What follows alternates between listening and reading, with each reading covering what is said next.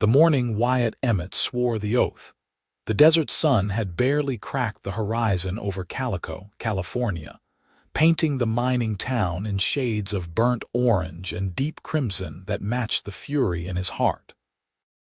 He stood on the porch of his ranch house, staring at the empty hook where Clara's wedding dress had hung for 3 years, now torn down and burned to ash in the barrel behind the barn, and he made a vow to himself and to God that no woman would ever step foot inside his home again.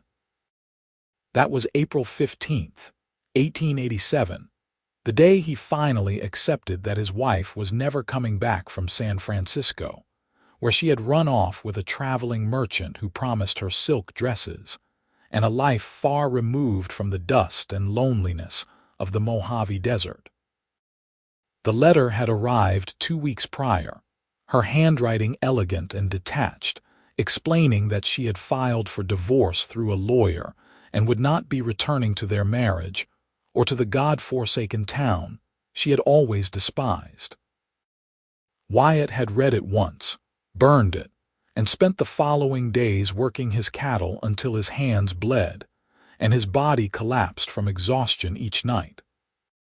He was 28 years old, built strong from years of ranching, with dark hair that fell just past his collar and eyes the color of storm clouds over the mountains.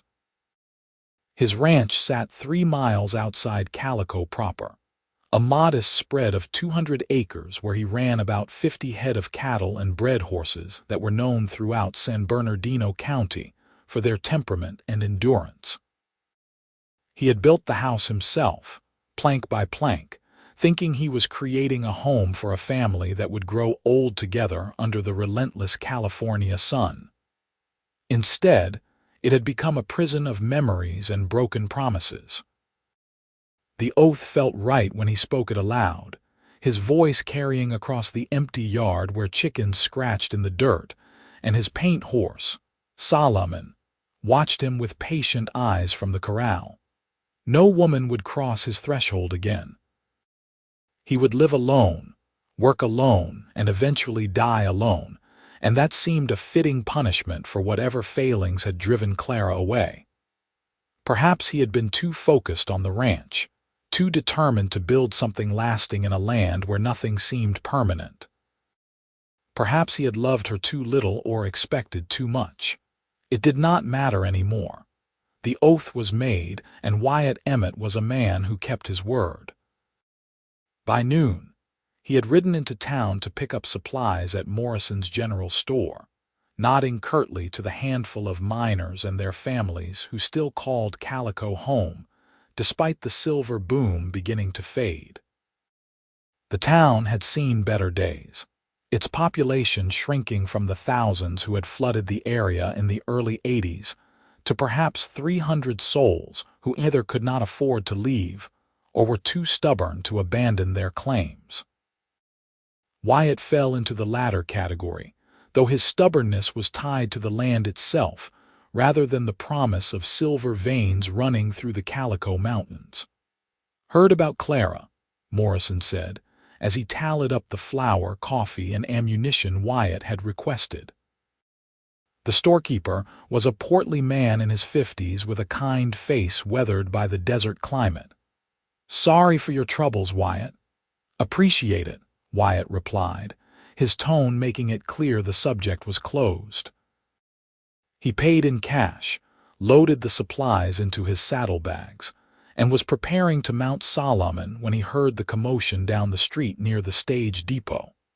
A small crowd had gathered, their voices rising in that particular pitch of alarm that made Wyatt's instincts sharpen. He debated simply riding away, keeping to himself as he had promised to do, but something in the urgency of the shouts pulled him toward the depot despite his better judgment.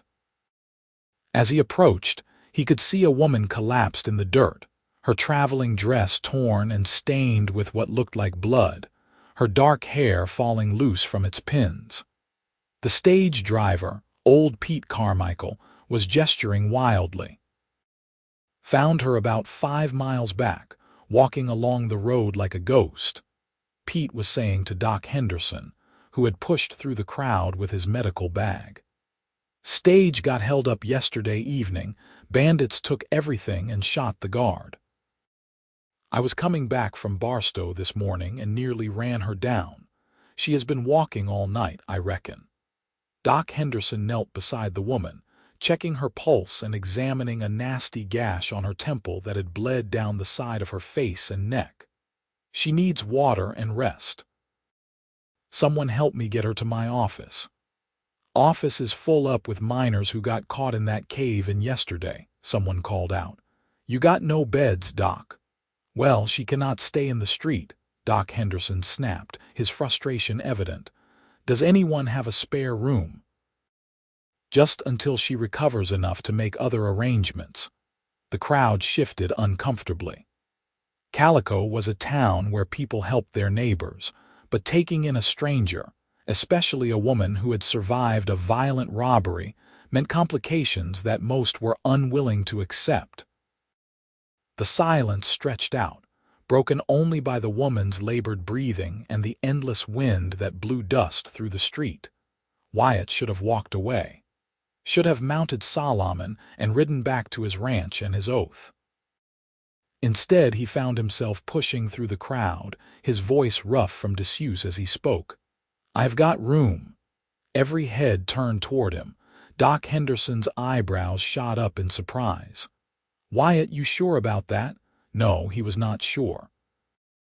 In fact, every fiber of his being was screaming that this was a mistake, that he had made a vow not 3 hours ago and was already preparing to break it. But looking at the woman lying unconscious in the street, vulnerable and alone, he could not bring himself to turn away. Just until she is well enough to travel, he said firmly. Bring her out to my place. Doc Henderson did not waste time questioning the offer. He enlisted 2 men to help carry the woman to Wyatt's wagon, which Morrison quickly brought around from behind the store. They settled her as gently as possible on a bed of blankets in the wagon bed, and Doc Henderson climbed up beside Wyatt on the driver's bench. I will ride out with you, get her settled and make sure she is stable, the doctor said. Mighty decent of you, Wyatt, especially given everything you have been dealing with.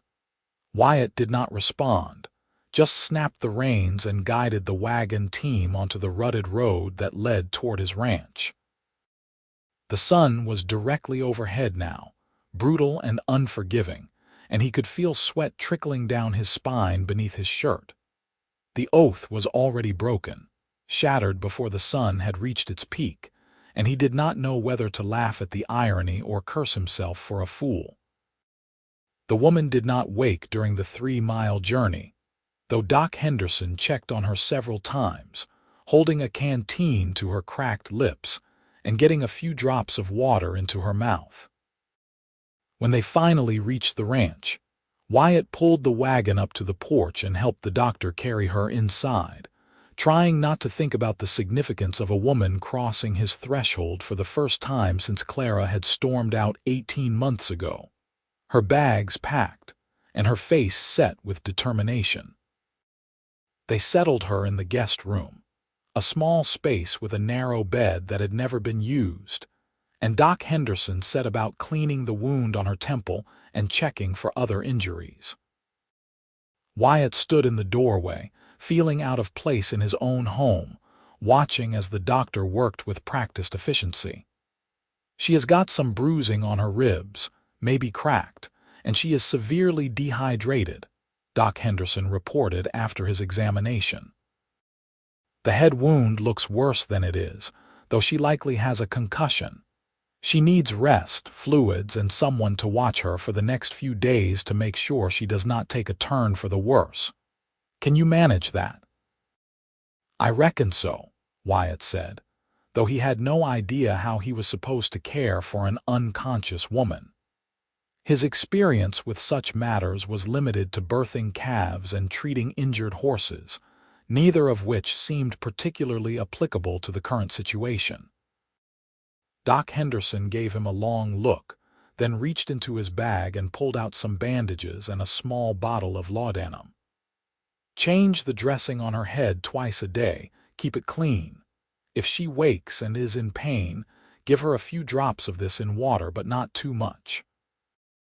I will ride out tomorrow to check on her. You did a good thing here, Wyatt."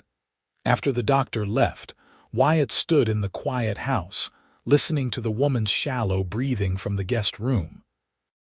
He had broken his oath before sundown, just as some mocking voice in his head had probably known he would.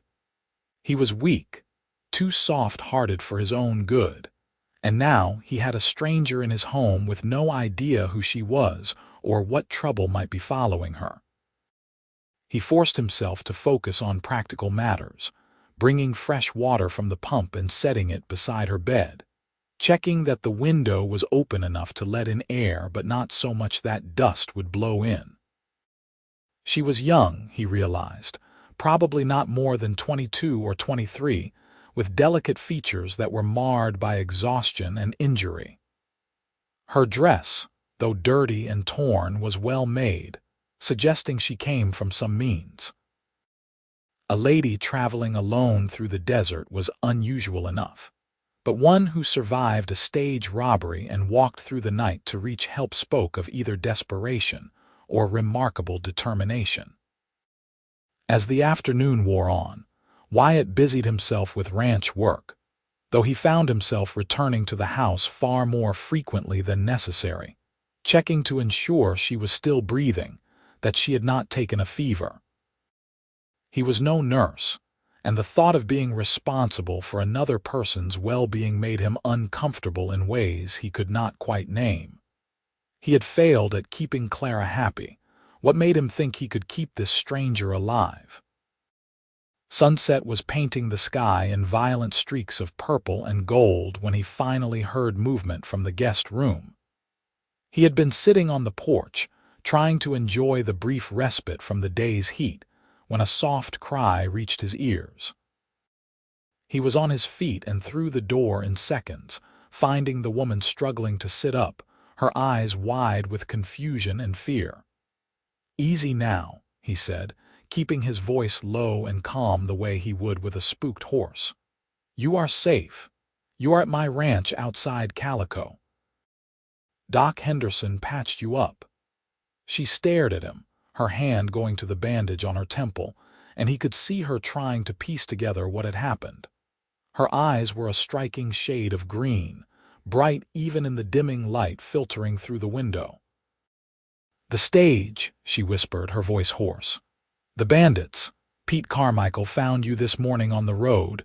You have been unconscious most of the day." Wyatt moved to pour water from the pitcher into a cup, offering it to her. "You need to drink." She took the cup with trembling hands, sipping slowly at first and then drinking more deeply as if she could not get enough. When she finally lowered it, some color had returned to her face. "Thank you," she said, and then her eyes focused on him more clearly. "Who are you? Where am I exactly?" "Name is Wyatt Emmett. This is my ranch about 3 miles outside Calico. You needed a place to recover, and I had the space." He did not mention the oath or the reluctance that had warred with his conscience. "What is your name?" "Catherine," she said after a moment's hesitation. "Catherine Grant. I was traveling from Los Angeles to meet my brother in Calico. He is a mining engineer, came here about 6 months ago. I was supposed to arrive yesterday, but the stage was held up just as the sun was setting. 3 men with guns. They took everything, all the luggage, the strong box. When the guard tried to fight back, they shot him. The driver took off as soon as the bandits rode away, just left me and the guard there. I tried to help him, but he was already gone." Her voice broke on the last words, and Wyatt could see tears beginning to track through the dust on her cheeks. He felt awkward, unsure what to do with her grief, so he simply waited, giving her space to compose herself. "I started walking when I realized the driver was not coming back," she continued, wiping at her face with the back of her hand. "I did not know which direction was which, but I knew Calico could not be too far. I just kept going through the night. I do not remember much after the sun came up. Everything started to blur together. You walked probably 8 or 9 miles in total, Wyatt said, and he could not keep a note of admiration from his voice. Most people would have sat down and waited to die. I considered it, Catherine admitted with a weak smile. But my brother is expecting me, and I have never been particularly good at sitting still. Her smile faded as she looked around the room. I should not impose on your hospitality any longer. If you could take me into town, I am sure I can find my brother. Doc Henderson said you need to rest for a few days. Make sure that head injury does not get worse. Your brother has probably already heard about the stage robbery. Pete Carmichael does not keep news to himself. I am sure word will reach him that you are safe out here. Catherine looked uncertain, her fingers plucking at the blanket that covered her. I do not even know you, Mr. Emmett. It would not be proper for me to stay here. Wyatt almost laughed at that. Propriety was the least of his concerns at the moment, though he understood her hesitation. A young woman staying alone with an unmarried man would set tongues wagging, even in a rough town like Calico. I've got a spare room, and you will have privacy. I will send word into town tomorrow that you are here and recovering. Your brother can come out to see you, put his mind at ease.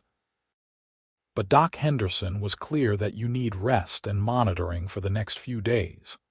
She studied him for a long moment, and Wyatt had the uncomfortable sensation of being assessed, measured against some standard he could not see.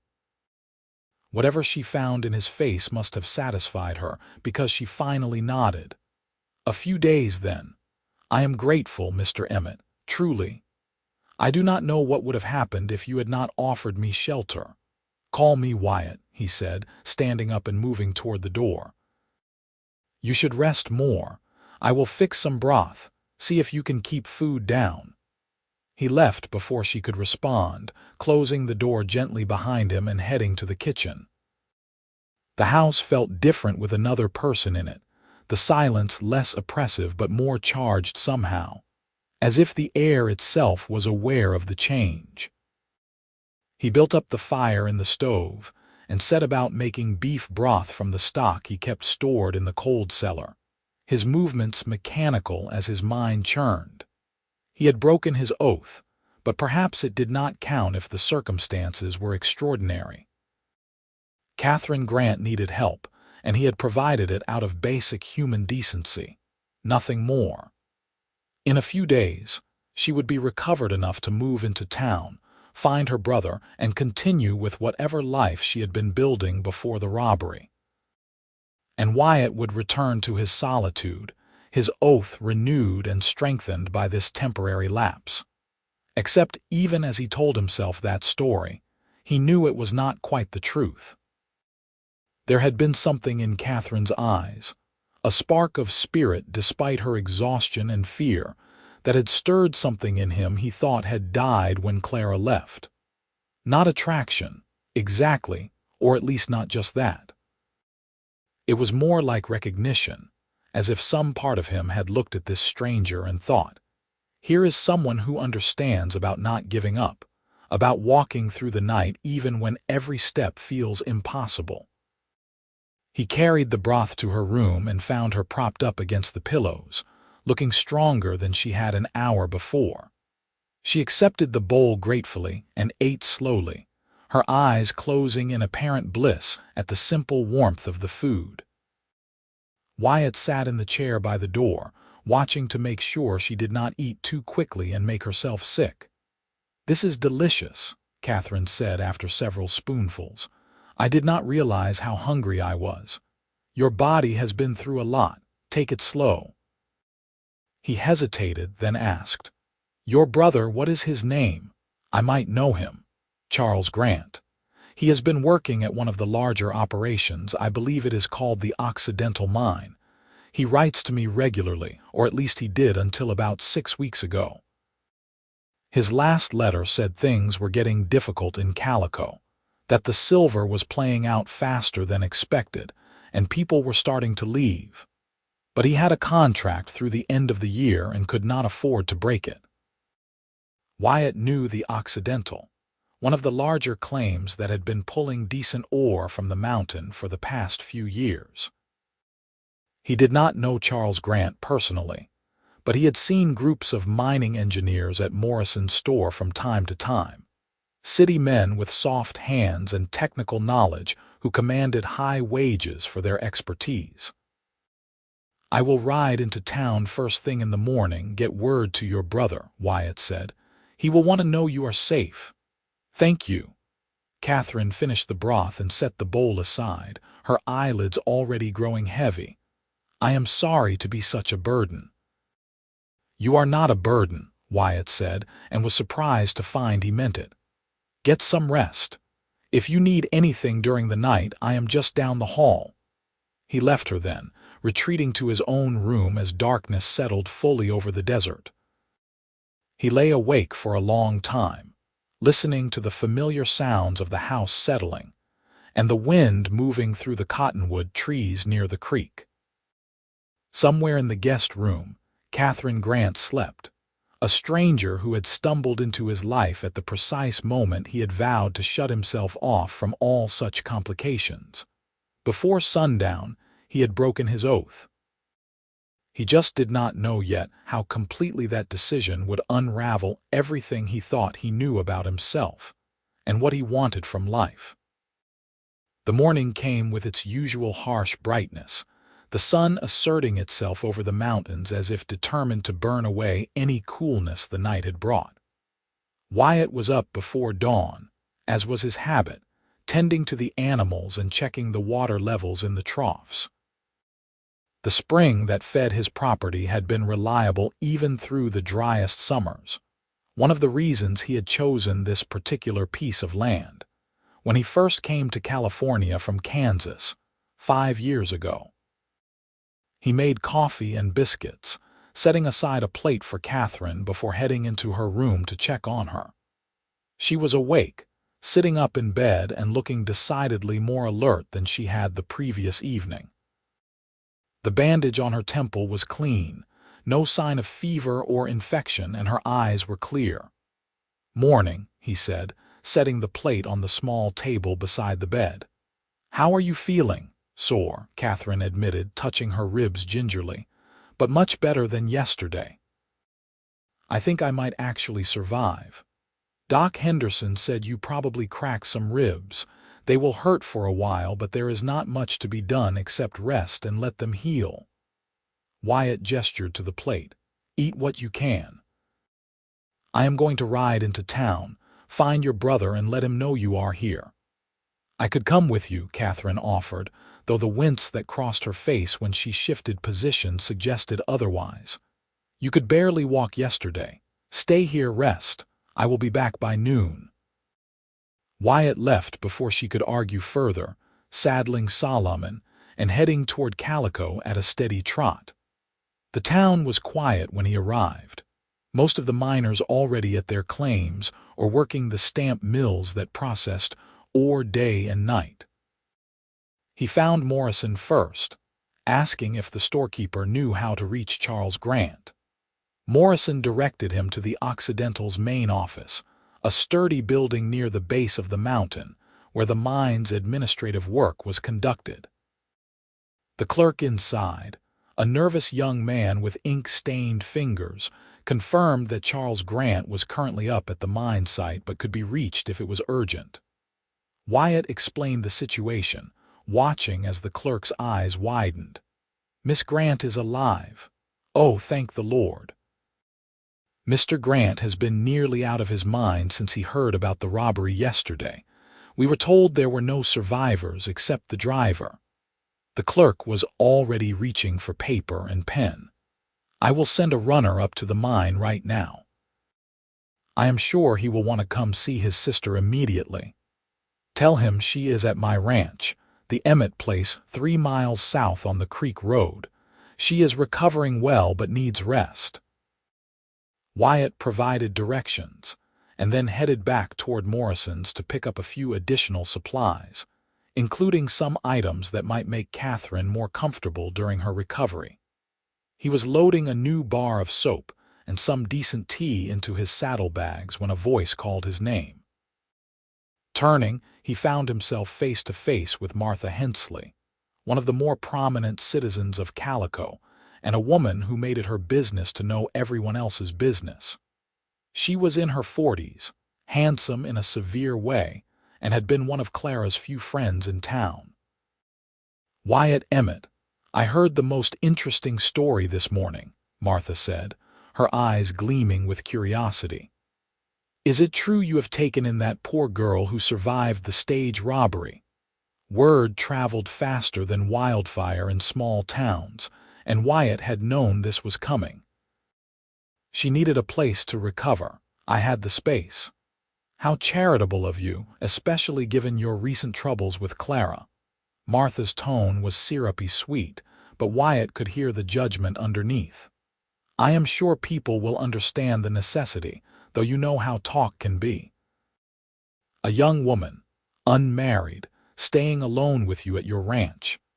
Her brother is a mining engineer at the Occidental. He will be coming out to see her today, and Doc Henderson has been overseeing her care. Everything is proper and above reproach, Martha."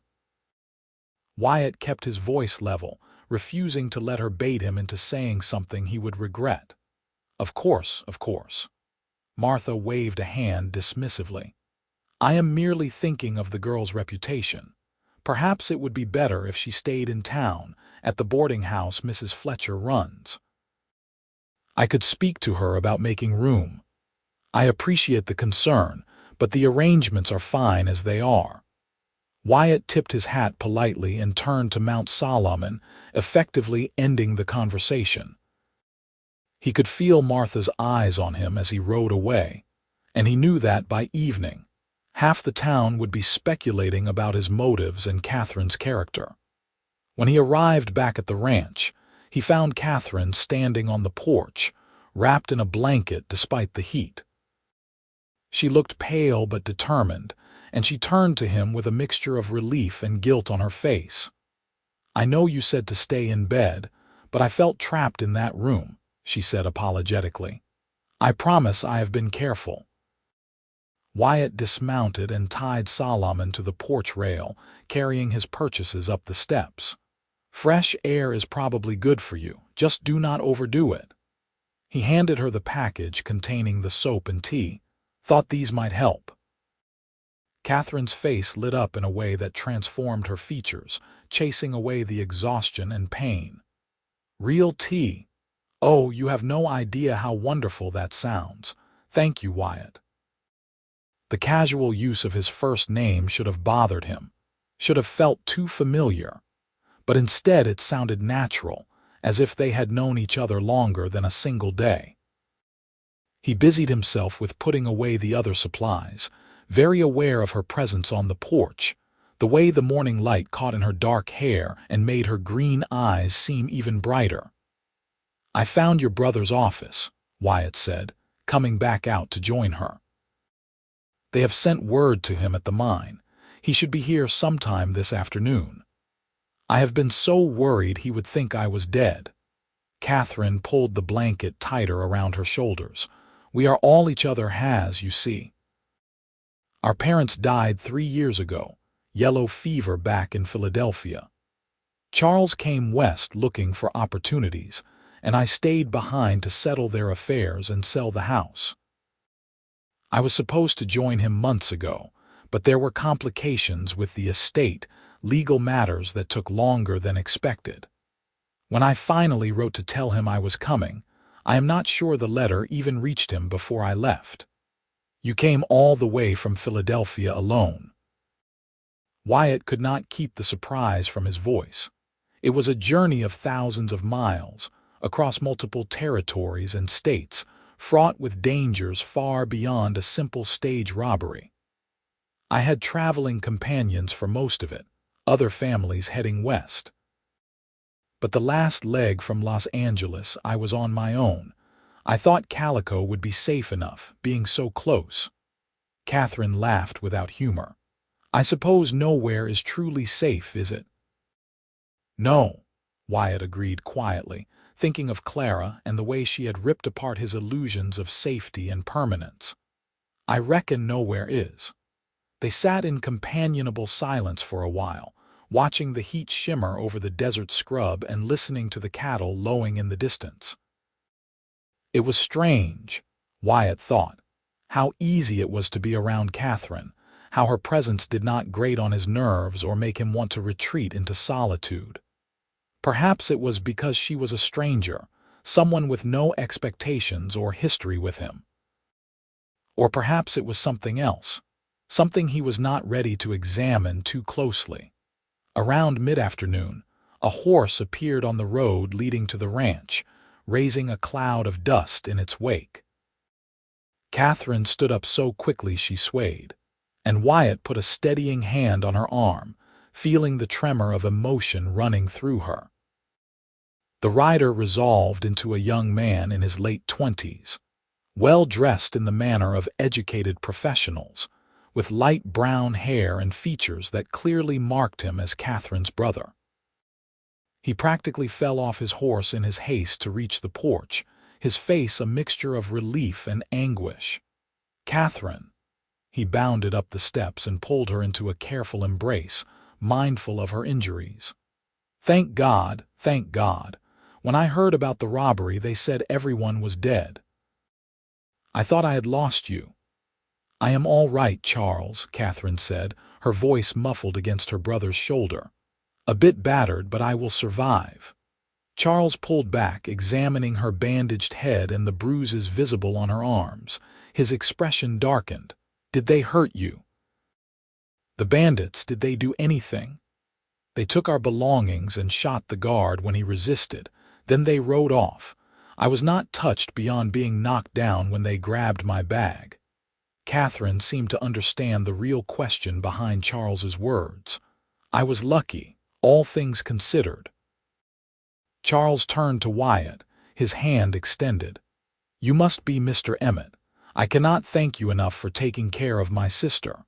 The clerk at the Occidental said you offered her shelter when no one else would." Wyatt shook the offered hand, noting the firm grip and the calluses that suggested Charles Grant did more than just administrative work. "Anyone would have done the same. She needed help." "That is not true, and you know it." Charles's expression was serious. "Calico is not a town known for its generosity toward strangers, especially women traveling alone. You took a risk bringing her to your home, and I want you to know that I appreciate it more than I can say." "She is welcome to stay until she is fully recovered," Wyatt said, though even as the words left his mouth, he wondered at himself. The oath, so firm just yesterday morning, seemed to have dissolved entirely. "Doc Henderson should be by later today to check on her." "Actually, I was hoping to take Catherine into town with me," Charles said, glancing at his sister. "I have been staying at Mrs. Fletcher's boarding house, and she has agreed to make room for Catherine. It would be more appropriate, and I could keep a closer eye on her." Wyatt saw Catherine's face fall slightly, though she quickly masked it with a polite smile. "Of course, if that is what you think best, Charles." Before Wyatt could say anything, hoofbeats announced another arrival. Doc Henderson's buggy appeared on the road, the doctor driving his matched bays at a brisk trot. He pulled up to the porch and climbed down with his medical bag. "Afternoon, everyone. Came to check on my patient." Doc Henderson tipped his hat to Catherine and Charles, then fixed the latter with a stern look. "You must be the brother. Charles Grant, I presume?" "Yes, sir. I was just telling Mr. Emmett that I plan to take Catherine into town with me." "Absolutely not," Doc Henderson said flatly. "The girl has been through a serious ordeal. She has a head injury and cracked ribs, and she needs rest and quiet. Mrs. Fletcher's boarding house is right in the middle of town, noisy and crowded. Out here, she has peace and proper care. She stays put for at least another 4 or 5 days, and that is my medical opinion." Charles looked taken aback by the doctor's vehemence. "I am only thinking of her reputation, doctor. Surely you understand the awkwardness of an unmarried woman staying alone with an unmarried man. I understand that your sister nearly died in the desert, and my primary concern is her physical recovery, not what the gossips at Morrison's store have to say about propriety. Doc Henderson gestured toward the door. Now, let me examine her and make sure everything is healing as it should. Catherine followed the doctor inside, leaving Wyatt and Charles standing awkwardly on the porch. The younger man ran a hand through his hair, his frustration evident. I am not trying to be ungrateful, Charles said quietly, but Catherine is all I have, and I have to think about her future. If word gets around that she stayed here unchaperoned, it could damage her prospects for marriage, for any kind of respectable life in this territory. Wyatt understood the concern, even if it irritated him. Charles was right that reputations mattered, especially for women, and especially in small communities where everyone knew everyone else's business. Your sister survived something that would have killed most people. Anyone who judges her for accepting help when she needed it is not worth worrying about. That is easy to say when you are a man, Charles replied, though his tone was more weary than argumentative. The world does not work the same way for women. You know that as well as I do. Before Wyatt could respond, Doc Henderson emerged from the house with Catherine beside him. She is healing well, no signs of infection or fever, but she needs rest, as I said. I recommend she stay here through the end of the week at minimum. After that, we can reassess. He turned to Catherine. You are feeling better, I can tell, but do not push yourself too hard. Those ribs need time to knit, and head injuries can be tricky. You take a bad fall and hit that temple again, you could be in serious trouble. I will be careful, Catherine promised. Charles looked between his sister and the doctor, clearly torn. Finally, he sighed in resignation. All right. If the doctor says you need to stay here, then I trust his judgment. But I will visit every day, Catherine, and if at any point you feel uncomfortable or want to leave, you send word to me immediately. I will be fine, Charles, truly. Catherine squeezed her brother's hand. Wyatt has been nothing but kind and respectful. You do not need to worry. After Charles left, promising to return the next day, and Doc Henderson departed with instructions for Wyatt on continuing Catherine's care, the ranch seemed to settle into a peaceful quiet. Catherine returned to the guest room to rest, and Wyatt went about his evening chores, feeding the horses and checking on the cattle in the far pasture. As the sun began its descent toward the mountains, painting the sky in those familiar shades of fire and gold, Wyatt found himself thinking about the oath he had made just one day ago. It seemed like a lifetime had passed since he stood on this very porch and swore that no woman would cross his threshold again. Catherine Grant had not just crossed that threshold. She had somehow managed to make him question why he had made such a foolish vow in the first place. He was not falling in love with her, he told himself firmly. That would be ridiculous. He barely knew her, and she would be leaving in a matter of days, moving into town with her brother, and building whatever life she had come to California to create. His role was simply to provide temporary shelter to someone in need, an obligation any decent person would fulfill. But when he came back to the house and found Catherine in the kitchen, carefully making tea with the supplies he had brought her, her movements slow but determined despite her obvious pain, he felt something shift in his chest. She looked up as he entered, a smile lighting her face. I hope you do not mind me raiding your kitchen, she said. I wanted to make myself useful, and I thought you might like some tea as well. You should be resting, Wyatt said, but without heat. He watched as she poured 2 cups, the steam rising in fragrant spirals. I have been resting all day. I needed to move, to feel like a person again instead of an invalid. Catherine handed him a cup and then moved to sit at the small kitchen table, lowering herself carefully into the chair. "Tell me about your ranch, Wyatt. How long have you been here?" And so he found himself talking, something he rarely did, explaining how he had come west from Kansas after his father's farm failed, how he had worked as a ranch hand for 2 years before saving enough to buy this land, how he had built everything from the ground up. He told her about the cattle and the horses, about the challenges of ranching in the desert where water was precious, and the heat could kill livestock if you were not careful.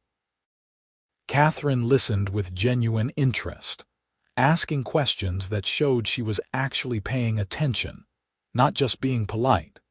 She told him about Philadelphia, about growing up in a city that could not be more different from Calico, about her parents and the bookstore they had owned. She spoke of Charles and his dreams of making a fortune in the Western mining boom, dreams that seemed to be fading as the silver played out. "He wants me to go back east," Catherine admitted as full darkness fell, and Wyatt lit the kerosene lamps. "He has been hinting in his letters that California has not lived up to his expectations, that perhaps we should both return to Philadelphia and start over there. But I do not want to go back. Everything I knew there is gone, my parents, the bookstore, all our old friends. I want to build something new, somewhere I can breathe and not feel trapped by the weight of the past." Wyatt understood that sentiment more than she could know. "What will you do if your brother decides to leave Calico?" "I have not figured that out yet," Catherine said honestly. "I could find work, I suppose. I am educated, I can read and write and do figures. Perhaps I could teach, or work in an office somewhere. I refuse to believe that my only option is to go back to a city I no longer recognize and hope some suitable man decides to marry me." There was steel in her voice, a determination that Wyatt recognized from his own struggles to build something meaningful in an unforgiving land. They were not so different, he realized, both trying to outrun pasts that had disappointed them, both reaching for futures that remained frustratingly undefined. Over the following days, a routine developed. Wyatt would rise early and handle the ranch work. Catherine would rest and slowly regain her strength. And in the evenings, they would share meals and conversation that ranged from trivial to profound. Charles visited each afternoon, sometimes staying for supper, and Wyatt found himself liking the young engineer despite their awkward beginning.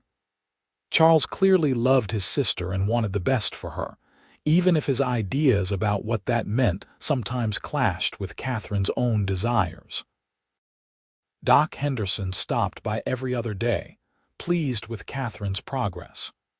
The wound on her temple was healing cleanly, the bruises fading from purple to yellow-green, and her ribs hurt less with each passing day.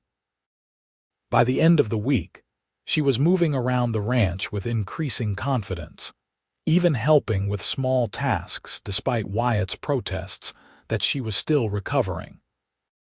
It was during one of these moments, watching Catherine hanging dish towels to dry in the desert sun while humming a melody he did not recognize, that Wyatt realized he was in trouble. The way her dark hair caught the light, the curve of her smile when she turned and caught him watching, the sound of her laughter when he said something she found amusing, all of it had begun to matter to him in ways that went far beyond simple hospitality. He had sworn no woman would cross his threshold again, had meant to protect himself from the pain of loss and betrayal. But Catherine Grant had crossed that threshold, and in doing so, she had begun to dismantle the walls he had built around his heart with the same determination she had shown walking through the desert night to survive. The problem was that she was still planning to leave.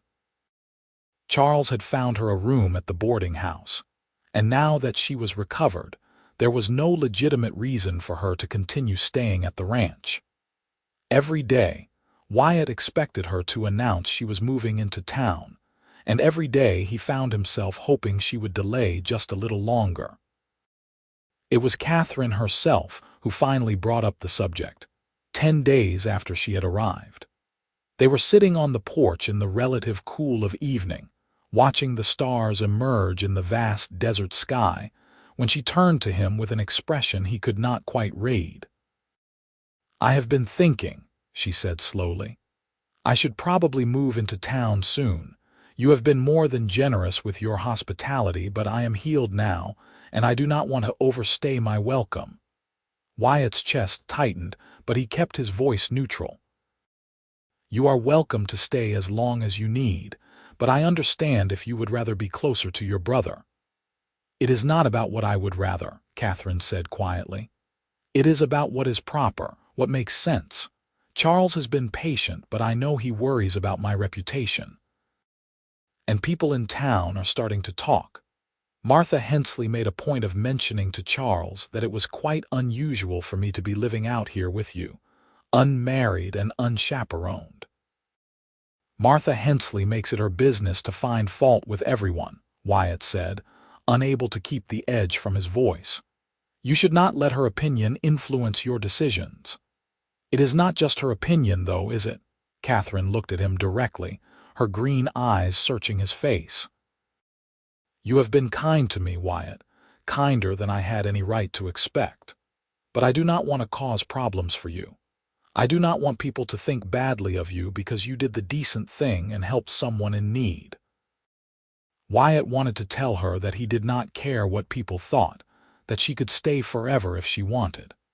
But the words stuck in his throat, tangled up with his fear of being hurt again, his certainty that caring for someone only led to pain.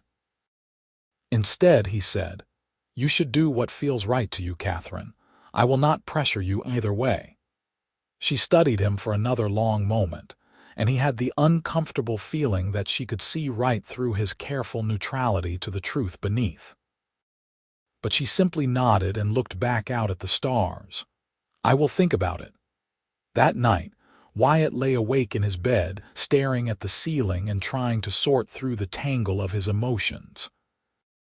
He had broken his oath, that much was clear, but he had told himself it did not matter because Catherine was only temporary, a passing visitor who would soon be gone from his life.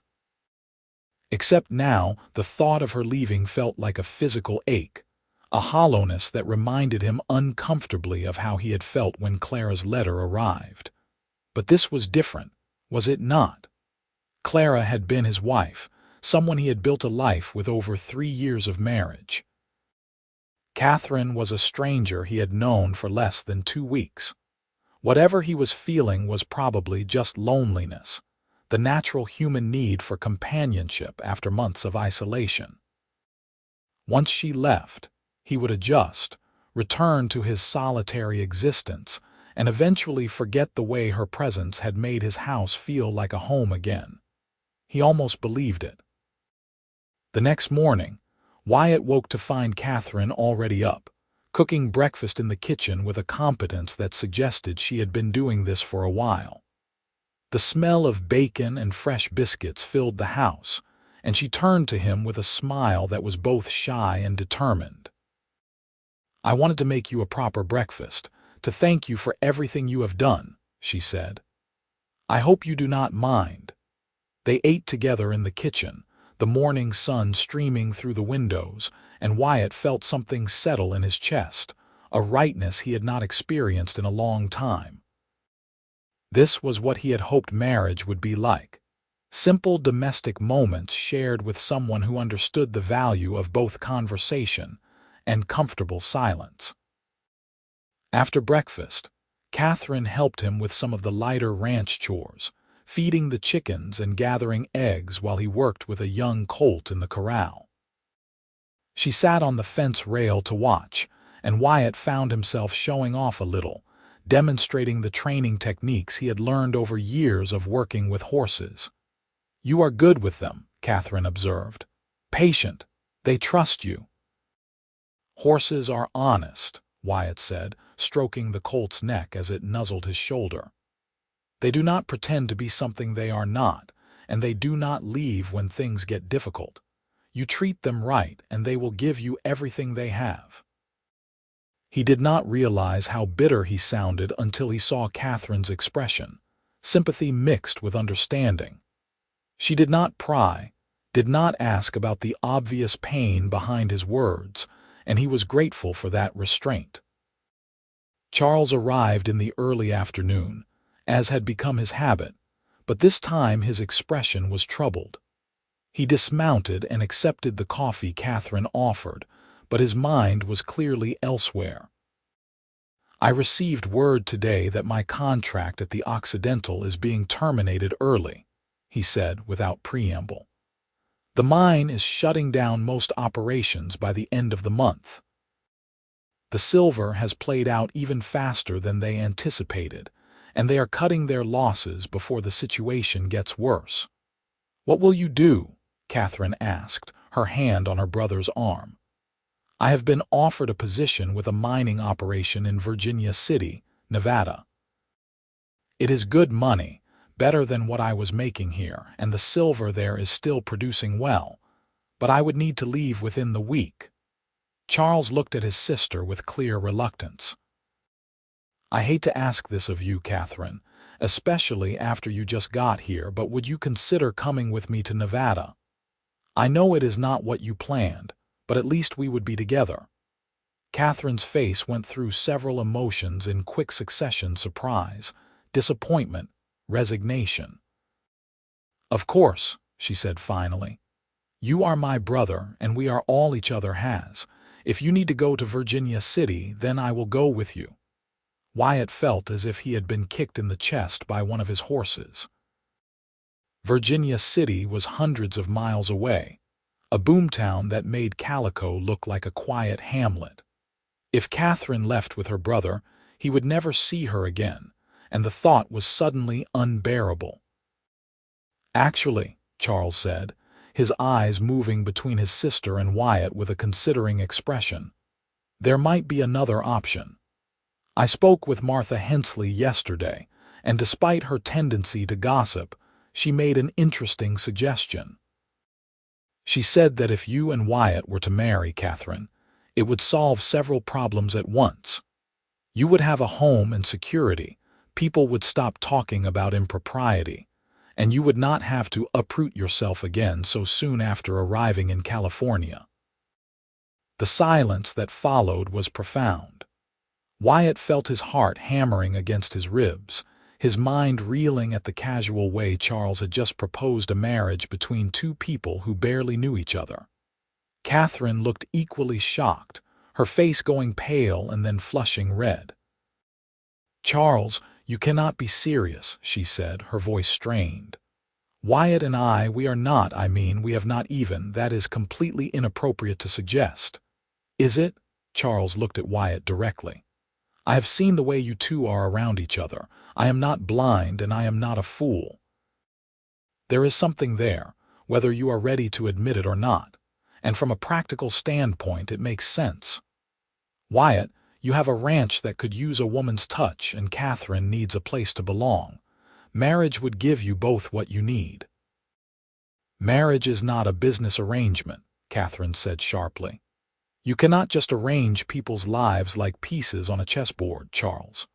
Wyatt has his own feelings and desires, and I will not be foisted upon him like unwanted baggage just because it is convenient." Wyatt found his voice finally, though it came out rougher than intended. "Charles, I appreciate that you are trying to look out for your sister, but she is right. Marriage is not something to be entered into lightly, and certainly not because it is practically convenient."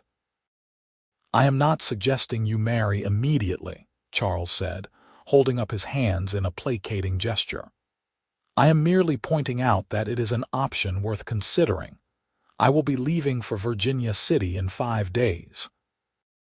If you two decide in that time that you want to explore the possibility of a future together, then Catherine stays here and I go to Nevada with the knowledge that she is cared for. If not, she comes with me and you both go your separate ways. No harm done." After Charles left, The atmosphere in the house was strained. Catherine retreated to the guest room, claiming she needed to rest, and Wyatt threw himself into ranch work with more vigor than necessary, trying to outrun the thoughts churning in his head. Marriage. The word itself brought up so much pain, so many memories of failure. He had sworn he would never put himself in that position again, never give another person the power to destroy him the way Clara had. And yet, the thought of Catherine leaving, of never seeing her smile or hearing her laugh or sharing those quiet evening conversations, felt like a different kind of destruction. Did he love her? He was not sure he even knew what love was anymore. What he felt for Catherine was different from what he had felt for Clara. With his ex-wife, there had been passion and intensity, a whirlwind courtship that had swept him off his feet.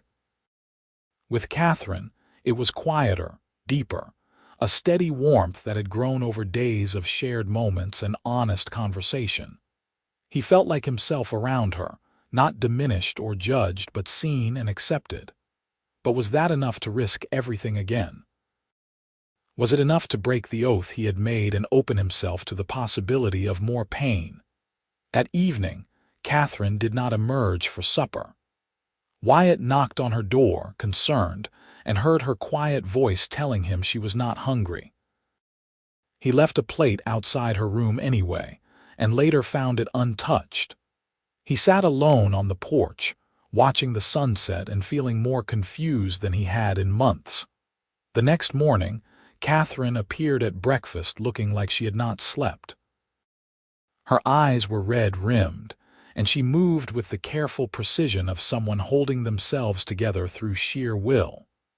They ate in uncomfortable silence until Wyatt finally set down his fork and looked at her directly.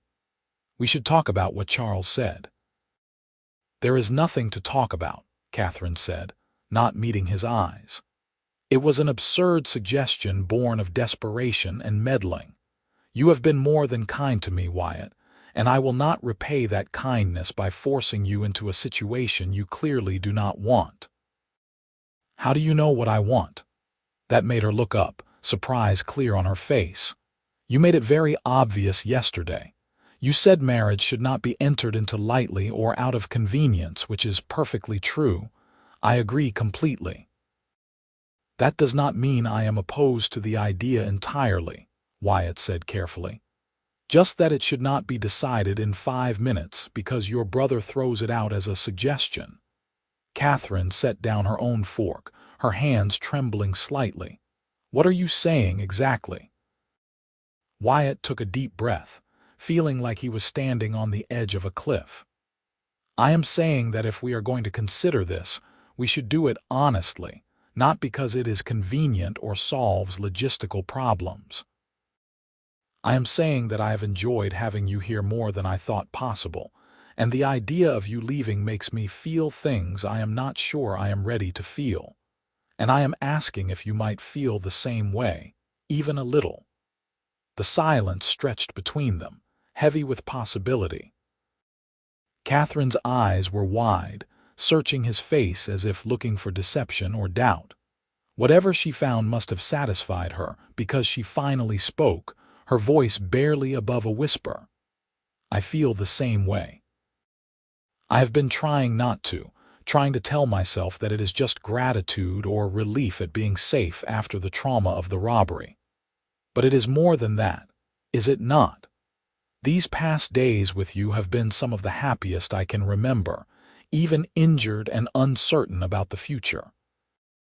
You make me feel like I can be myself without pretending or trying to fit someone else's expectations." Wyatt felt something in his chest crack open, a dam breaking after holding back too much for too long. He stood and moved around the table, offering Catherine his hand. She took it, allowing him to pull her gently to her feet. "I was married before," he said, knowing she deserved the truth before they went any further. "Her name was Clara, and she left me about 18 months ago, ran off to San Francisco and filed for divorce. I built this ranch for her, for the family I thought we would have, and when she left, it felt like everything I had worked for was worthless. I swore I would never let another woman into my life, that the pain was not worth the risk. And then I literally fell into your life whether you wanted me to or not, Catherine said with a sad smile. And then you did, Wyatt agreed. And I have been fighting with myself every day since, trying to decide if keeping that oath was more important than taking a chance on something that feels real and good and right. Catherine stepped closer, her free hand coming up to rest against his chest, over his heart. I am scared too, Wyatt. I have never been married, never even been seriously courted. My life has been books and taking care of my parents, and then trying to figure out what to do with myself after they died. Coming west was supposed to be a fresh start, a chance to build something new. But I never imagined it would be this, standing in a ranch house in the middle of the desert, talking about marrying a man I have known for less than 2 weeks. It is crazy, Wyatt said. Completely insane, Catherine agreed. But I do not want you to leave. I do not want to leave either. Wyatt cupped her face in his hands, his thumbs brushing against her cheekbones, careful of the fading bruise on her temple. If we do this, we do it right. Not a marriage of convenience, but a real partnership. I cannot promise it will be easy, and I cannot promise I will not make mistakes. But I can promise I will never abandon you, and I will spend every day trying to build a life with you that is worth having. That is all I could ever ask for, Catherine said, and then she rose on her toes and kissed him, gentle and tentative and full of hope. The kiss was nothing like the passion Wyatt had shared with Clara, all fire and desperation. This was different, sweeter, a promise rather than a demand. He wrapped his arms around Catherine carefully, mindful of her healing ribs, and let himself fall into the moment, into the possibility of something new and frightening and wonderful.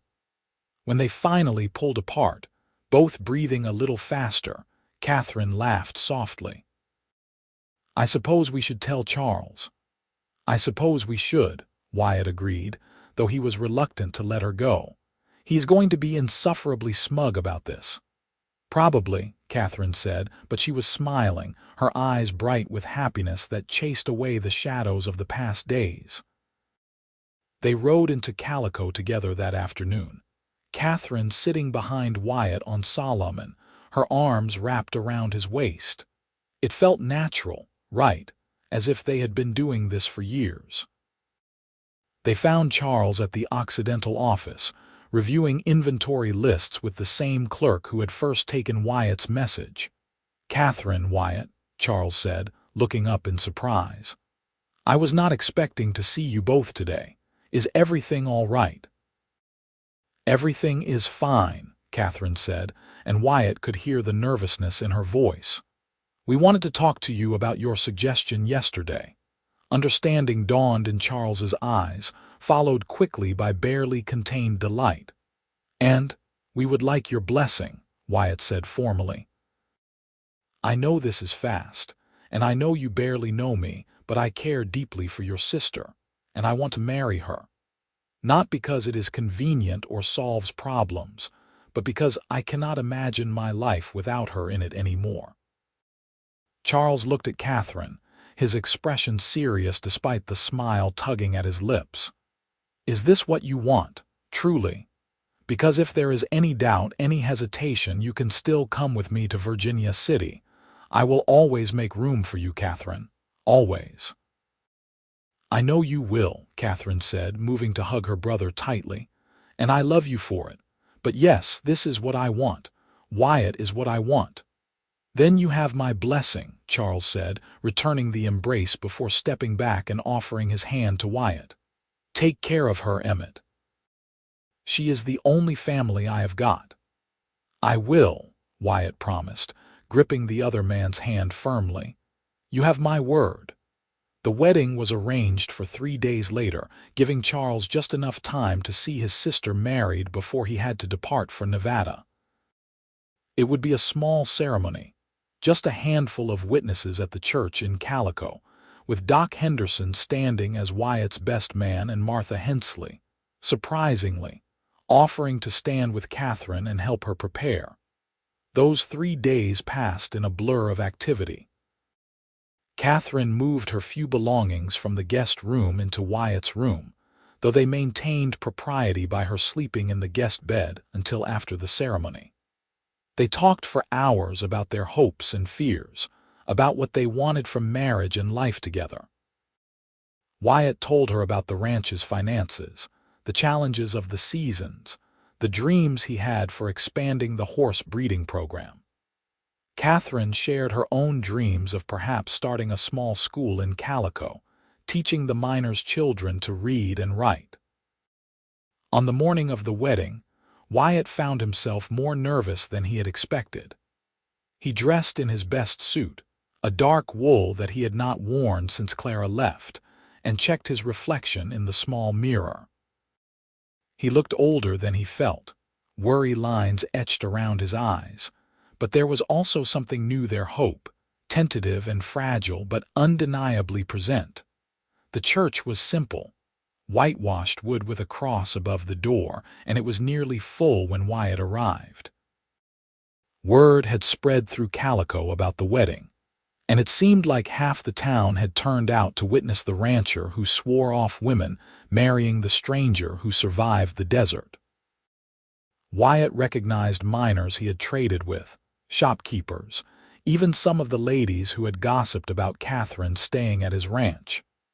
Martha Hensley sat in the front row, looking pleased with herself, as if she had personally arranged the whole thing. Then the door opened, and Catherine walked in on Charles's arm, and every thought fled from Wyatt's mind except how beautiful she looked. She wore a simple dress in pale blue, borrowed from one of the women in town, with her dark hair pinned up and decorated with wildflowers that someone had gathered from the desert. The bruise on her temple was barely visible now, and her eyes were bright with emotion as she walked toward him. The ceremony itself was brief, the minister speaking about commitment and love and the challenges they would face together. When it came time for vows, Wyatt took Catherine's hands in his and spoke from the heart. "I promise to be your partner in all things, to listen when you need to be heard, and to stand beside you through whatever comes. I promise to work every day to be worthy of the trust you are placing in me, and to build a home with you that is filled with love and laughter and hope. You saved me, Catherine, from a darkness I did not even realize I was in, and I will spend the rest of my life grateful for the day you crossed my threshold." Catherine's eyes were wet with tears as she spoke her own vows. "I promise to be your companion and your friend, to share your burdens and your joys, and to never give up on us even when things are difficult. You gave me shelter when I needed it most, but more than that, you gave me a reason to believe in new beginnings. I love you, Wyatt Emmett, and I choose you, today and every day forward." When the minister pronounced them husband and wife, Wyatt kissed Catherine with all the tenderness and promise he could convey, and the small congregation erupted in applause. Charles was crying openly, smiling through his tears, and even Doc Henderson had to wipe at his eyes. The celebration afterward was held at Morrison's store, which had been cleared of merchandise to make room for tables laden with food that the townspeople had brought. There was music and dancing, laughter and toasts, and Wyatt found himself relaxing into the joy of the day, his arm around his new wife's waist as they accepted congratulations from people he had known for years, but had held at arm's length. As the sun began to set, and the party showed no signs of slowing, Wyatt and Catherine slipped away, riding back to the ranch under a sky painted in shades of rose and gold. They were quiet during the ride, hands clasped, both a little overwhelmed by how completely their lives had changed in such a short time. Back at the ranch, Wyatt helped Catherine down from Solomon and then stood for a moment, just looking at her in the fading light. "Are you happy?" he asked, needing to hear her say it. "Happier than I have ever been," Catherine said without hesitation. "Are you?" "Yes," Wyatt said, and realized it was the truth. The oath he had made seemed like it belonged to a different person, someone who had forgotten that being hurt was part of being alive, and that the risk was worth taking for the right person. That night, they lay together in Wyatt's bed as husband and wife, learning each other with gentle touches and whispered words. It was different from anything Wyatt had experienced before, less about passion and more about connection. Two people choosing to be vulnerable with each other in the most intimate way possible. When Catherine fell asleep in his arms, her breathing soft and even, Wyatt stared at the ceiling and felt something he had not felt in years' peace. The days that followed settled into a new rhythm. Charles departed for Virginia City with promises to write often and visit when he could, and Wyatt and Catherine began the work of building a life together. She threw herself into making the ranch house a home, adding small touches that transformed the sparse, masculine space into something warmer and more welcoming. Curtains appeared in the windows, flowers in jars on the table, books on shelves that Wyatt built for her library. Catherine also proved to be far more capable than her city upbringing might have suggested. She learned to cook for ranch hands when Wyatt hired 2 men to help with the cattle during the busiest season. She helped with the horses, showing a natural aptitude for gentling the younger ones. And she started that small school she had dreamed of, using the front room of their house to teach half a dozen miners' children their letters and numbers 3 days a week. Wyatt watched her blossom in the desert environment, her initial fragility giving way to a strength that matched the land itself. She never complained about the heat or the isolation, never looked at him with regret or longing for a different life. Instead, she seemed to find joy in the simplest things, watching the sunset from their porch, riding out to check the cattle together, reading aloud in the evenings while Wyatt worked on tack repair. Their marriage deepened as the months passed, growing from that initial fragile hope into something solid and unshakable. They had their disagreements, of course, moments of friction when Wyatt's stubborn independence clashed with Catherine's determination to be involved in every aspect of the ranch. But they learned to talk through their differences, to compromise and listen, and Wyatt found that the fights never lasted long, and the making up was always worth it. By their first anniversary in April of 1888, Catherine was pregnant. She told him one morning over breakfast, her face glowing with nervous excitement, and Wyatt felt his throat tighten with emotion. A child. He had thought that dream died when Clara left, that he would never know what it was like to be a father. But here was Catherine, offering him that possibility again, trusting him to be the man their child would need. "Are you all right?" Catherine asked, worry creeping into her expression at his silence. "I am more than all right," Wyatt managed, pulling her into his arms. "I am terrified and thrilled and so grateful I can hardly breathe. Thank you, Catherine. Thank you for choosing this life with me." The pregnancy progressed smoothly despite the challenges of the desert heat. Doc Henderson checked on Catherine regularly, and the women of Calico, many of whom had warmed to Catherine through her teaching efforts, rallied around with advice and hand-me-down baby clothes. Even Martha Hensley softened, admitting to Wyatt at Morrison's store one day that she had been wrong to judge Catherine so harshly at first. "That wife of yours is good people," Martha said, packing up the supplies Wyatt had ordered. "She has brought life back to this town, especially for the children, and she has been good for you too, Wyatt. I can see it in your face. You are happy again." "I am," Wyatt agreed, no longer afraid to admit it. The oath he had sworn seemed like ancient history now, a monument to fear that had crumbled in the face of Catherine's stubborn presence in his life. Their son was born in early December, just as the desert winter began to assert itself with cooler temperatures and the occasional frost. The labor was long and difficult, and Wyatt spent most of it pacing on the porch while Doc Henderson and two midwives attended Catherine. When he finally heard the baby's cry, strong and insistent, he rushed inside to find Catherine exhausted but smiling, cradling a red-faced infant against her chest. "Meet your son," she said softly, and Wyatt felt his world shift and expand to include this tiny person who had not existed hours before. They named him James, after Catherine's father, and Charles after her brother. The baby had Catherine's dark hair and Wyatt's gray eyes, and he seemed determined to make his presence known through lung power alone. Those early months were exhausting, filled with sleepless nights and the constant demands of a newborn, but Wyatt found himself grateful for every moment, even the difficult ones. Watching Catherine with their son, seeing her nurse him and sing lullabies in the darkness, Wyatt understood finally what he had missed with Clara. This was what partnership looked like, what building a life together truly meant.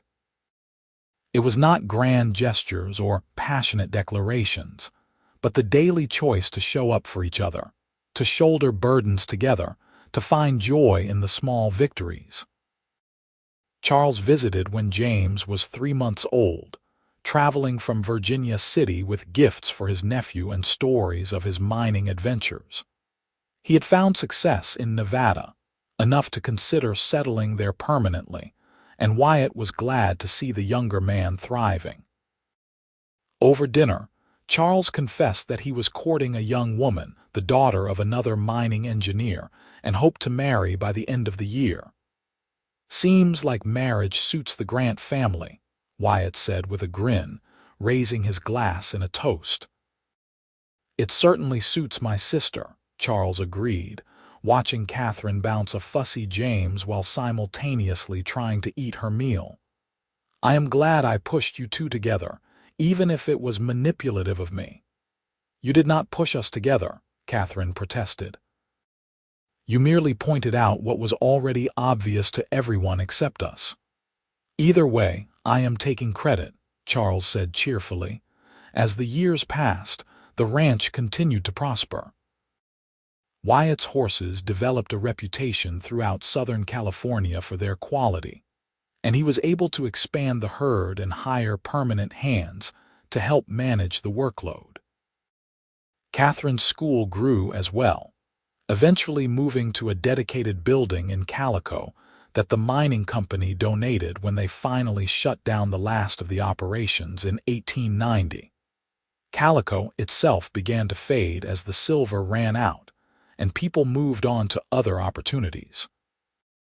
The population dwindled to fewer than 100 hardy souls who refused to abandon the town entirely. But Catherine's school remained, serving not just the remaining miners' children, but also ranch families from the surrounding area who valued education and had nowhere else to send their children. James grew into a lively, curious child who loved following his father around the ranch and listening to his mother's stories. In 1891, Catherine gave birth to their daughter, Sarah, who had her mother's green eyes and a temperament that promised future stubbornness. And in 1894, their second son, Michael, arrived, completing their family with a quiet nature that contrasted sharply with his older siblings' energy. Through it all, Wyatt and Catherine's marriage remained the bedrock of everything they built. They still had their disagreements, still faced challenges both personal and practical. There were years when drought threatened the cattle, when illness swept through the town, when the isolation of desert life felt overwhelming. But they faced it all together, drawing strength from each other and from the life they had created. On their 10th anniversary in April of 1897, Wyatt and Catherine stood on their porch watching the sunset, just as they had done countless times over the years. The children were inside, James helping Sarah with her lessons while Michael napped. The ranch stretched out before them, a testament to years of hard work and careful stewardship. "You ever regret it?" Wyatt asked, his arm around Catherine's waist. "Staying here instead of going with Charles?" "You could have had an easier life in a city with more opportunities." Catherine leaned into him, her head on his shoulder. "Not for a single moment. This is where I was meant to be, Wyatt. With you, building this life, raising our children in this impossible, beautiful place. I would not trade it for anything." "I swore no woman would ever cross my threshold again," Wyatt said quietly, remembering that morning 10 years ago when his heart had been so full of bitterness and fear. "And then you did, and you broke that oath before sundown." "Best broken oath in history, I would say," Catherine replied with a smile in her voice. "The best," Wyatt agreed, turning to kiss her as the desert sun painted the sky in those familiar shades of fire and gold. The ranch continued to thrive as the new century approached. Wyatt and Catherine watched their children grow, each developing their own personalities and dreams. James showed an aptitude for working with horses that rivaled his father's, and by the time he was 15, he was breaking and training colts with confidence and skill. Sarah inherited her mother's love of learning and announced her intention to become a teacher, spending hours at the school helping Catherine with the younger students. Michael, quieter than his siblings, surprised everyone by showing a talent for mechanics, fascinated by the new automobiles beginning to appear in California. In 1902, Charles and his wife Alina visited with their own 3 children, and the ranch house rang with laughter and chaos as cousins who rarely saw each other explored together. One evening, after the children were finally asleep, the adults sat on the porch sharing stories and wine. "Do you remember when you first brought Catherine to your ranch?" Charles asked Wyatt, his eyes twinkling with mischief. "You looked like a man being led to his own execution." "I remember thinking I had made a terrible mistake," Wyatt admitted, earning a playful swat from Catherine. "And I remember being terrified that caring about someone again would destroy me." "And instead it saved you," Catherine said softly. "Instead it saved me," Wyatt agreed. As the years continued to roll forward, Wyatt and Catherine settled into the comfortable rhythm of a marriage that had weathered storms and emerged stronger. They celebrated grandchildren. James married a rancher's daughter in 1908 and had twin boys the following year. They mourned losses. Doc Henderson passed away in 1905, and Morrison closed his general store in 1910, when Calico finally became a true ghost town. Its population reduced to fewer than 20 people who stubbornly refused to leave. But the ranch endured, an oasis of life and activity in the increasingly empty desert. Wyatt and Catherine adapted to the changing times, installing a telephone line in 1912, and even purchasing one of those automobiles that Michael was so fascinated with, though Wyatt maintained that Solomon's grandson was still more reliable. On their 25th anniversary in 1912, their children and grandchildren gathered at the ranch for a celebration. The house had been expanded over the years, adding rooms to accommodate visits from the growing family. Catherine, now 50, was still teaching part-time, making the drive into Calico twice a week to work with the few remaining students. Wyatt, at 53, had handed over most of the daily ranch operations to James but still spent hours working with the horses, claiming it kept him young. That evening, after the party had wound down and the guests had departed or retired to their rooms, Wyatt and Catherine found themselves once again on their porch, watching the stars emerge in the vast desert sky. It was a ritual they had maintained throughout their marriage, this quiet moment of reflection at the end of the day. 25 years, Catherine mused, leaning against the porch rail. Sometimes it feels like yesterday I was stumbling off that stage, barely alive. And sometimes it feels like I have always been here, like the life I had before was just a dream. I know what you mean, Wyatt said, moving to stand behind her, his arms wrapping around her waist. I cannot imagine what my life would have been if Pete Carmichael had not found you, if I had kept that stupid oath I made. You would have survived, Catherine said, turning in his arms to face him. You are too stubborn to do otherwise, but I like to think you would have been lonely. I would have been, Wyatt confirmed. Lonely and bitter and old before my time. You gave me back my life, Catherine. You and our children and this family we built together. They stood in the comfortable embrace, watching the desert night deepen around them.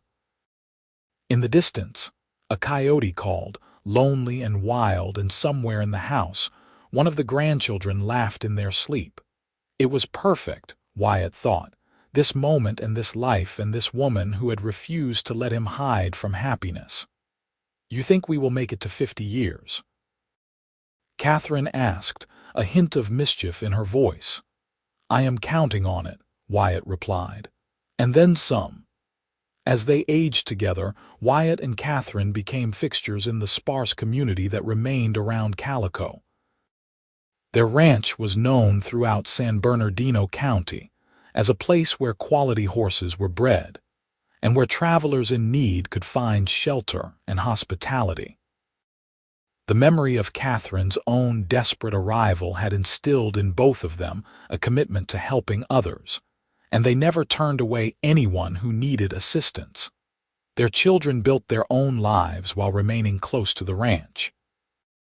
James took over full operations in 1920, when Wyatt's arthritis made daily riding difficult. Sarah did indeed become a teacher, eventually opening a boarding school in San Bernardino that served children from across the region. Michael pursued his passion for mechanics, opening a successful automobile repair shop in Barstow and visiting the ranch every Sunday without fail. In 1925, on a warm April morning much like the one when they married, Wyatt woke to find Catherine already up and standing by the bedroom window, looking out at the desert she had come to love. At 63, she still moved with grace, her dark hair now threaded heavily with silver but her green eyes still bright and sharp. Come back to bed, Wyatt said, his voice rough with sleep. It is too early to be up. I was just thinking, Catherine said, returning to sit on the edge of the bed, her hand finding his. About that oath you made, about how I broke it before sundown without even knowing it existed. Best thing that ever happened to me, Wyatt said, squeezing her fingers. The best thing that ever happened to both of us, Catherine corrected. I was lost, Wyatt, not just physically in that desert, but lost in my life, in my grief over my parents, in my uncertainty about the future. And you gave me a home, a family, a purpose. You gave me everything. We gave each other everything, Wyatt said, pulling her down to lie beside him. That is how it works when you find the right person. You build something together that is bigger than either of you alone. They celebrated their 38th anniversary surrounded by children, grandchildren, and even a few great-grandchildren, the ranch house overflowing with life and love. Charles and Alina made the journey from Nevada, both moving slower now but still sharp and engaged with the world. The party lasted well into the night, filled with music and dancing and stories that had been told so many times they had become family legend. The story everyone loved most was the tale of how Wyatt and Catherine met, how she had stumbled into his life when he had sworn off women forever, how he had broken that oath before the sun set. The grandchildren never tired of hearing it, and Wyatt and Catherine never tired of telling it, marveling together at how chance and choice had conspired to bring them together. "What would you tell your younger self?" one of the granddaughters asked Catherine during the party. "If you could go back to that day when you were walking through the desert." Catherine considered the question carefully, her eyes finding Wyatt across the crowded room. "I would tell her that the worst day of her life was about to become the best. That terror and pain can transform into joy and love if you are brave enough to accept help and trust in possibilities you cannot yet see. And I would tell her that the rancher who picks her up from the dirt of Calico's Main Street will become the greatest blessing she could ever imagine." As the years continued their inexorable march, Wyatt and Catherine faced the challenges that came with aging. Wyatt's arthritis worsened, making it difficult for him to work with the horses he loved, though he still insisted on visiting the barns daily to check on the stock. Catherine developed issues with her eyesight, making reading difficult, though she continued teaching for as long as she was able, finally retiring in 1928 at the age of 66. They slowed down, but they did not stop.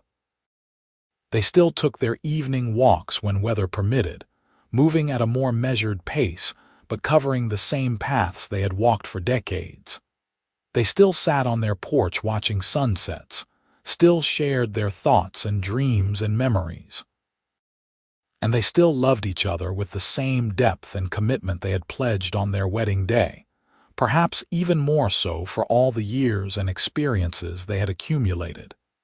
In the spring of 1932, as they approached their 45th anniversary, Catherine fell ill with pneumonia. Doc Henderson was long gone, but the young physician who had taken over the practice in Barstow came to the ranch and did everything he could. For 2 weeks, Wyatt barely left Catherine's side, holding her hand and reading aloud to her when she was conscious enough to listen, praying to a God he sometimes doubted when she was not. On the 3rd week, Catherine rallied, her fever breaking and her breathing easing. The doctor pronounced her out of danger, but cautioned that her recovery would be slow and that she would need to be careful. Wyatt did not care how long it took. The important thing was that she would recover, that he would have more time with the woman who had been his partner, his love, his best friend for nearly half a century. When Catherine was finally strong enough to sit up in bed, she reached for Wyatt's hand with a smile that had not dimmed despite the illness. "You are not getting rid of me that easily," she said, her voice still weak but her spirit clearly intact. "I should hope not," Wyatt replied, raising her hand to his lips. "We still have that 50th anniversary to reach, remember? I am holding you to that." "Then I suppose I had better keep fighting," Catherine said, and she did. By their 45th anniversary in April of 1932, Catherine was strong enough to attend a small family celebration at the ranch. She was thinner than before, and she tired easily, but she was alive and present, and that was all that mattered to Wyatt. They stood together on the porch that evening, much as they had done thousands of times before, and watched the sun set over the mountains. The desert was eternal, Wyatt thought, unchanged by human drama and striving. It had been here long before he arrived and would be here long after he was gone.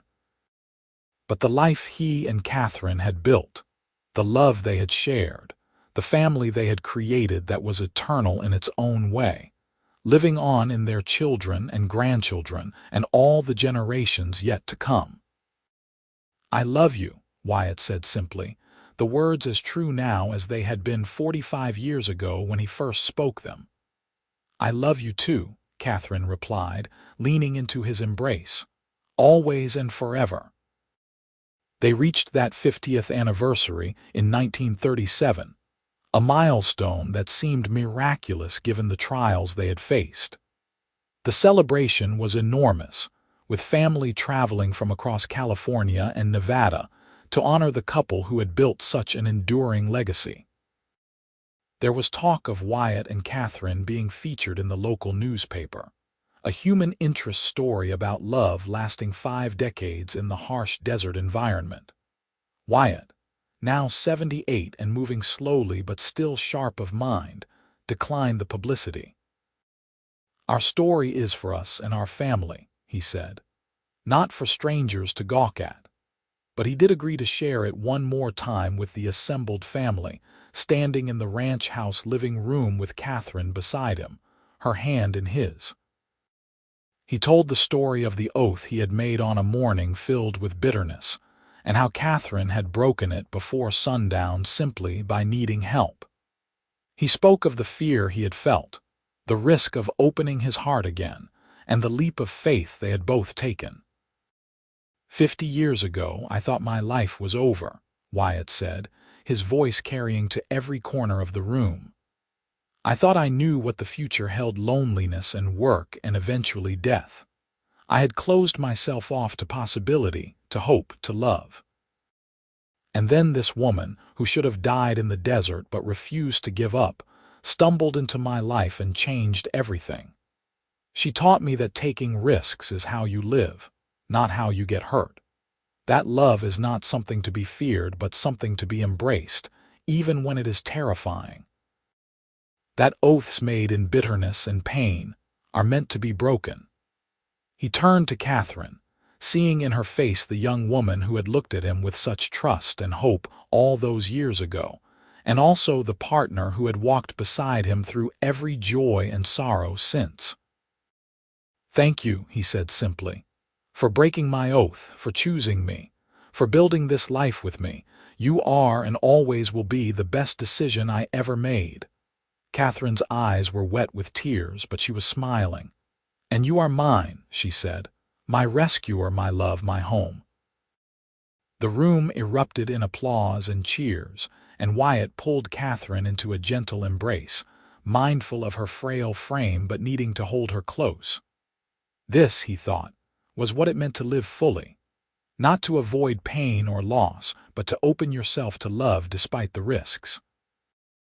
To build something lasting with another person, brick by brick, day by day, year by year. They lived several more good years together, watching their family continue to grow and thrive. Great-great-grandchildren joined the family tree, and the ranch that Wyatt had built from nothing became a legacy passed down through generations. Catherine remained his companion and confidant until the end, her mind still sharp even when her body began to fail. On a quiet December morning in 1940, Catherine passed away peacefully in her sleep, with Wyatt holding her hand and their children gathered around. She was 78 years old and had lived a full, rich life far beyond what she might have imagined when she stumbled off that stage in Calico 53 years earlier. Wyatt, at 81, grieved deeply but without bitterness. He had been given more time with Catherine than he had any right to expect, and he was grateful for every moment. He lived 2 more years, spending his time with family and working with the horses when his body allowed. His children worried that he would fade quickly without Catherine, but he surprised them with his resilience. "I am not rushing to follow her," he explained to James one afternoon as they sat together watching the sunset. "But I am not afraid of it either. When my time comes, I will go gladly, knowing that I lived the life I was meant to live, loved the woman I was meant to love, and built something that will outlast us both." Wyatt Emmett passed away in the spring of 1942, just weeks after his 83rd birthday. He died in his sleep in the ranch house he had built with his own hands, surrounded by the love and legacy he and Catherine had created together. He was buried beside Catherine in the small cemetery outside Calico, their graves marked with simple headstones that bore their names and the years of their long, well-lived lives. The ranch continued under James's stewardship and eventually passed to his children and grandchildren. The story of how Wyatt and Catherine met, How he swore no woman would cross his threshold again, and then broke that oath before sundown, became a cherished family legend told to each new generation. It was a reminder that the best decisions in life are often the ones that terrify us most, that love is worth the risk of pain, and that sometimes the people who save us are the ones we least expect.